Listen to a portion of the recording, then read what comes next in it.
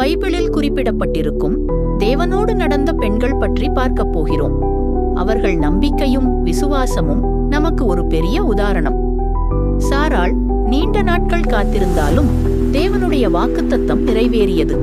நமக்கு எதையும் செய்ய தேவனுக்கு கஷ்டமில்லை என்பதை காட்டுகிறார். ஆகார் தேவன் நம்மை காண்கிறார் என்பதை காட்டுகிறார். ராகா கடந்த கால வாழ்க்கை எதுவும் உங்களை தீர்மானிக்காது. யாரை கொண்டும் எது வேண்டுமானாலும் தேவனால் செய்து முடிக்க முடியும் என்பதை நமக்கு காட்டுகிறார். தெபோராள் தேவனின் வழிகாட்டுதலால் இஸ்ரவேலுக்கு வெற்றி கொடுத்தார். தேவன் பெண்களையும் தலைவர்களாகவும் தீர்க்கதரிசிகளாகவும் பயன்படுத்துவார் என்பதற்கு சிறந்த சாட்சி. அன்னாள் தனது பிள்ளைக்காக தீவிரமாக ஜெபித்து தேவன் அவருக்கு சாமுவேலை அருளினார். தேவன் நமது ஜெபத்தை கேட்கிறவர் என்பதை நமக்கு காட்டுகிறார்.